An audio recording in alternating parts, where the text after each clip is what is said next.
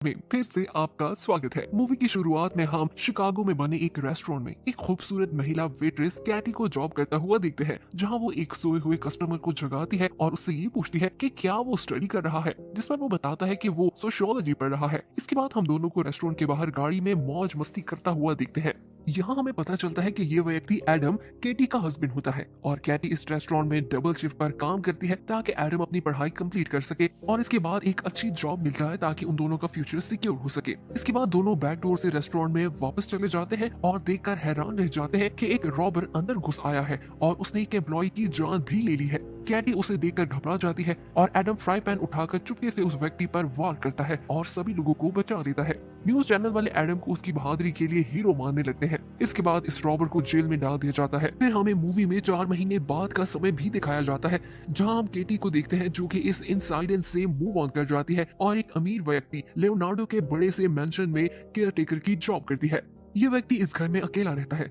Katie अपने काम को काफी सीरियस लेकर चलती है और लियोनार्ड की दवाइयों की लिस्ट बना कर रखती है। अगले सीन में हम लियोनार्ड को केटी से गार्डन के बारे में बात करता हुआ देखते हैं। वो केटी को ये बताता है कि एक ईथन नामी व्यक्ति इस गार्डन की देखभाल किया करता था, लेकिन कई सालों से वो वापस नहीं आया। वो कैटी को इसके हार्ड वर्क पर धन्यवाद करता है और इसे अपना दोस्त मानता है। इसके बाद हमें रात का समय दिखाया जाता है, जहां हम कैटी और एडम को उनके छोटे से अपार्टमेंट में डिनर करता हुआ देखते हैं। कैटी इस बात को लेकर परेशान होती है कि एडम को कोई जॉब नहीं मिल रही और इसकी स्टडी कंप्लीट होने के बाद भी उसके लोन्स पे करने पड़ रहे हैं। यहाँ तक कि घर के बहुत सारे बिल्स भी पे नहीं हो रहे। एडम कैटी से कहता है कि वो सब ठीक कर लेगा और उसके पास कुछ प्लान्स हैं।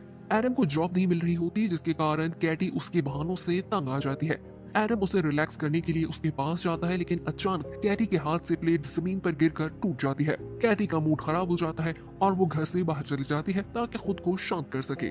अगले सीन में हमें लियोनार्ड का घर दिखाया जाता है, जहां हम देखते हैं कि लियोनार्ड अपनी गाड़ी के अलार्म से जाग जाता है और बैट लेकर बाहर निकलता है और उसे लगता है कि शायद उसके घर में कोई घुस आया है। तभी बाहर निकलते ही वो देखकर हैरान हो जाता है कि वो कोई और नहीं बल्कि एक कैटी होती है। लियोनार्ड कैटी से कहता है कि वो रोज रात के कदमों की आवाज सुनता है, लेकिन उसे कोई नहीं मिलता। कैटी उसे इस बात की तसल्ली देती है कि यहाँ पर उसके सिवा और कोई नहीं है।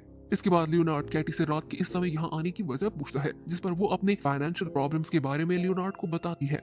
लियोनार्ड उसे पैसे देकर हेल्प करना चाहता है, लेकिन कैटी पैसे लेने से साफ इनकार कर देती है। लियोनार्ड उस बात के लिए इंसिस्ट करता है, जिस पर कैटी उससे कहती है कि वो उसके पति को जॉब दे देगा। इस तरह वो दोनों मिलकर काम करेंगे और अपने बिल्स पे कर लेंगे। अगले दिन कैटी अपने हस्बैंड को लियोनार्ड से मिलवाती है और दोनों व्यक्ति एक दूसरे से प्राइवेट टॉक करते हैं। लियोनार्ड एडम को अपने घर के गार्डन की जॉब दे देता है। उसी समय दरवाजे की बेल बजती है और एक रियल एस्टेट एजेंट हैरन कैटी से कहता है कि उसके क्लाइंट उस प्रॉपर्टी को बाय करना चाहते हैं, लेकिन कैटी बताती है कि इस प्रॉपर्टी के ओनर अकेले रहते हैं और उन्हें इस जगह को बेचने में कोई इंटरेस्ट नहीं है। वो कैटी को अपना कार्ड देकर वहां से चला जाता है और उसे दोबारा इन्फॉर्म करने को कहता है।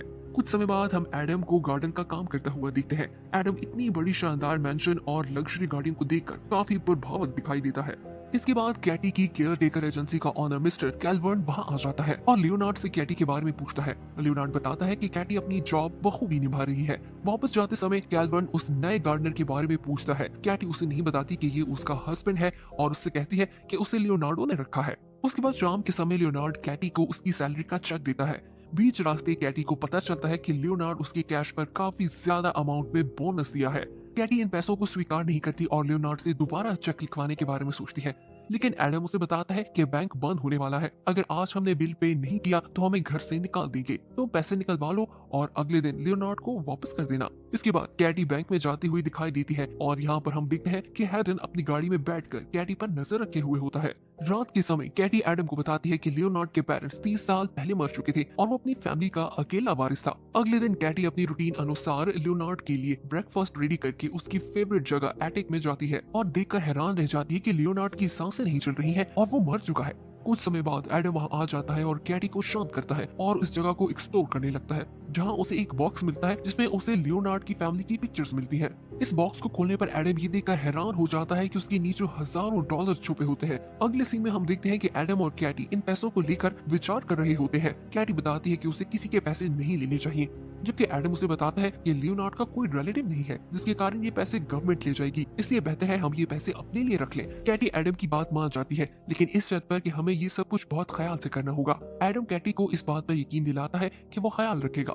अगले सीन में हम देखते हैं कि डिटेक्टिव चेस्लर नामी महिला रूटीन चेकअप के लिए कैटी और एडम से मिलती है और उनसे कुछ सवाल करती है। कैटी बताती है कि लियोनार्ड की आखिरी इच्छा के अनुसार उसकी अस्थियों को उसके घर में दफनाया जाए। इसके बाद कैटी मिस्टर कैल्वर्न के ऑफिस जाती है और उसे कहती है कि वो अपनी जॉब खो चुकी है और उसे नई जॉब चाहिए। मिस्टर कैल्वर्न कैटी से कहता है कि अभी इन्वेस्टिगेशन चल रही है और वो इसे जॉब नहीं दे सकता। कैटी हैरान हो जाती है। वो कैल्वर्न से कहती है कि क्या पुलिस उस पर शक कर रही है, जिस पर वो बताता है कि नहीं, ये सिर्फ स्टैंडर्ड प्रोटोकॉल्स हैं। अगले सीन में हमें दिखाया जाता है कि एडम को एक कंपनी से कॉल आती है और वो उसे बताते हैं कि वो इसे जॉब के लिए सिलेक्ट नहीं कर सके। इस सब से तंग आकर एडम लियोनार्ड के मेंशन आ जाता है और सीधा एटिक में जाकर वो पैसे निकाल लेता है, क्योंकि वो अपनी गरीबी से तंग आ जाता है। पैसे इकट्ठे करने लगता है, तभी उसे कांच टूटने की आवाज आती है। ये सुनते ही एडम पैसों को छुपाकर नीचे आता है और जैसे ही टूटे हुए कांच के पास पहुंचता है तो कोई व्यक्ति उसे पीछे से वार करके बेहोश कर देता है। होश में आते ही एडम खुद को कैटी के पास देखता है। कैटी निराश होती है और एडम से कहती है कि उसने लापरवाही बरती है। एडम बताता है कि कैश $100,000 से भी ज्यादा है।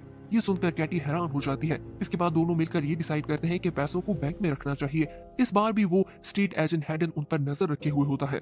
कुछ समय बाद डिटेक्टिव चेस्लर कैटी और एडम को अपने पास बुलाकर ये बताती है कि लियोनार्ड का कोई भी फैमिली मेंबर जिंदा नहीं है, इसलिए उनका फ्यूनरल रखने वाला और कोई नहीं है। कैटी डिटेक्टिव से कहती है कि वो अपनी पॉकेट से लियोनार्ड का फ्यूनरल रखेगी। इसके बाद हम कैटी और एडम को लियोनार्ड का फ्यूनरल मनाते हुए देखते हैं। वो दोनों इसके लिए प्रे करते हैं। इसी समय एक वेल ड्रेस महिला जूलिया वहां आ जाती है, जो कैटी को बताती है कि वो लियोनार्ड की वकील है। कैटी उससे कहती है कि उसने उसे आज से पहले तो कभी नहीं देखा, जिस पर वो बताती है कि लियोनार्ड ने इस बात को राज रखा था। जूलिया कैटी को एक लीगल डॉक्यूमेंट देती है और उस पर यह लिखा होता है कि लियोनार्ड ने अपनी सारी प्रॉपर्टी कैटी के नाम कर दी है। ये डॉक्यूमेंट देखकर दोनों काफी हैरान हो जाते हैं और खुश दिखाई देते हैं। उन्हें इस बात पर यकीन नहीं आ रहा होता कि वो अमीर हो चुके हैं। जूलिया उन्हें बताती है कि इस घर के सारे फैसले सिर्फ कैटी कर सकती है और साथ ही वार्न भी करती है कि पैसा इंसान को बदल देता है। अगले सीन में हम कैटी और एडम को बहुत ही फैंसी डिनर करता हुआ देखते हैं। दोनों मिलकर ये चर्चा करते हैं कि वो इन पैसों को कैसे स्पेंड करेंगे।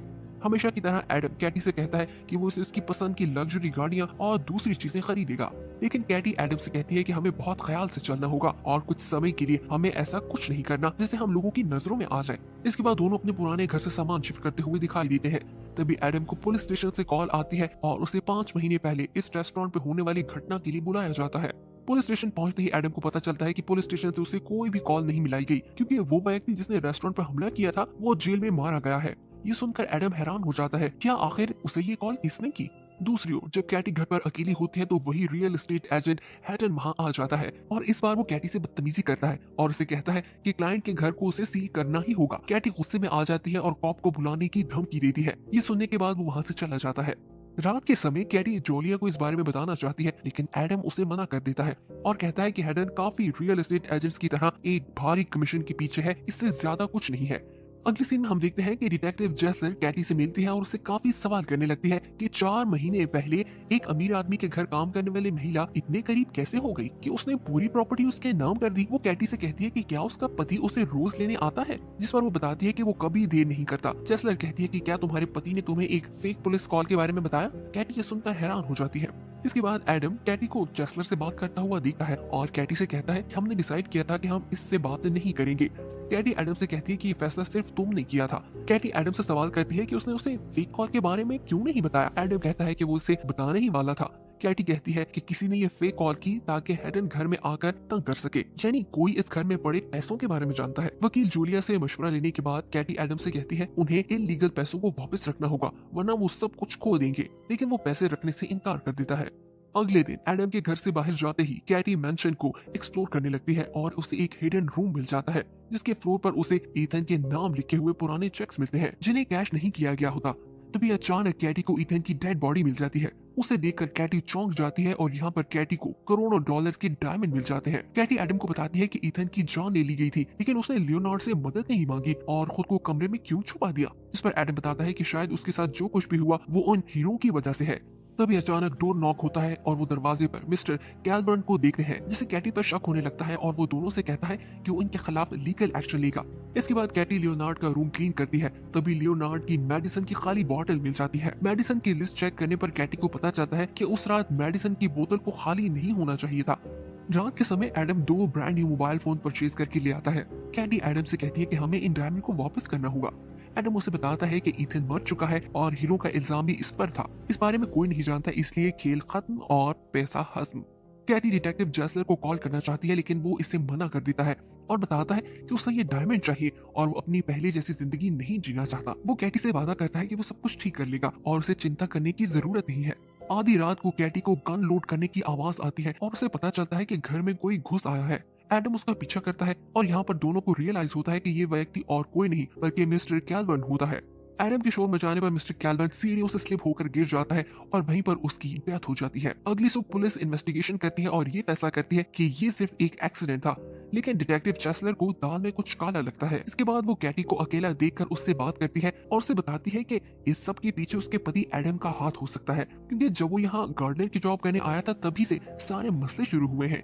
कैटी उसकी बात पर यकीन नहीं कर पाती और अकेली बैठकर उस बारे में सोचने लगती है। इसके बाद वो जूलिया को कॉल करती है क्योंकि वो सिर्फ उसी पर भरोसा करती है और अभी तक जो कुछ भी हुआ है उसे साफ साफ बताती है।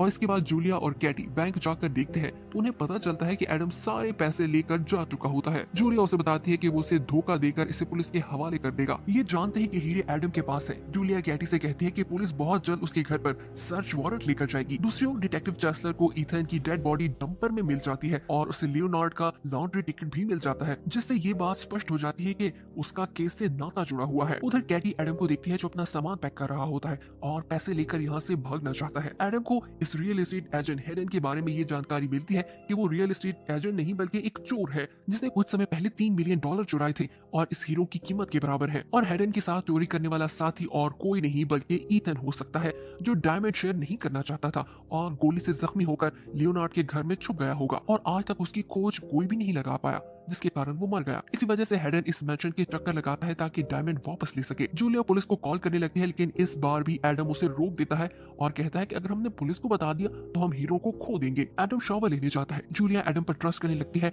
और मन में सोचती है कि एडम उसे कभी नहीं छोड़ेगा। इसके बाद कैटी जूलिया से फोन पर बात करती है और तभी अचानक हेडन वहां आ जाता है और जूलिया पर गन तान देता है और उसे डायमंड के बारे में पूछने लगता है। इसी समय एडम आ जाता है और दोनों एक दूसरे पर फायर करने लगते हैं। एडम के सीने पर गोली लगती है और वो जमीन पर गिर जाता है, लेकिन आखिरी सांसें लेता हुआ एडम हेडन पर गन फायर करता है और उसे मार गिराता है। कैटी अपने पति को अपने बाहों में लेकर बैठी होती है। एडम कैटी को कुछ बताना चाहता है पर उसी समय जूलिया वहां आ जाती है और उससे हीरो के बारे में पूछती है। कैटी बताती है कि पुलिस बहुत जल्द आने वाली है। कैटी को ये बात रियलाइज हो जाती है कि हेडन ही वो व्यक्ति है जिसने लियोनार्ड को ओवरडोज देकर मार दिया था। जूलिया फिर से हीरो की बात करती है और बताती है कि हीरो की कीमत $3 मिलियन थी। ये सुनते ही कैटी को पता चलता है कि जूलिया भी हेडन के साथ इस प्लान में मिली हुई थी, क्योंकि कैटी ने कभी भी इन हीरो की कीमत के बारे में उसे नहीं बताया था। जूलिया पहले दिन ही हेडन के साथ मिलकर हीरे हथियाना चाहती थी, जिसके लिए उसने फेक डॉक्यूमेंट्स बनाकर कैटी को इस घर का मालिक बना दिया ताकि उसे हीरे निकलवा सके। जूलिया कैटी की और गन करती है, तभी डिटेक्टिव चेस्लर वहां आ जाती है। उससे पहले जूलिया गोली चलाती है। चेस्लर जूलिया की जान ले लेती है। इसके बाद सीन यहीं पर कट हो जाता है और फिर से 4 महीने बाद का समय दिखाया जाता है, जहां हम कैटी को देखते हैं जो कि प्रेग्नेंट होती है और गार्डन की देखभाल कर रही होती है। तभी डिटेक्टिव चेस्लर वहां आती है और उस कैटी से उन डायमंड के बारे में पूछती है और बताती है कि उसने सारे घर को सर्च किया, आज तक डायमंड नहीं मिले। कैटी फिर से बताती है कि उसे डायमंड के बारे में कुछ नहीं पता। चेस्लर स्माइल करती हुई वहां से चली जाती है। कैटी वाटर स्प्रिंकलर को ऑन करती है और गार्डन में पानी लगने से पेड़ के पास मिट्टी में से हीरे कस्ट होते दिखाई देते हैं जो एडम ने छुपा रखे थे।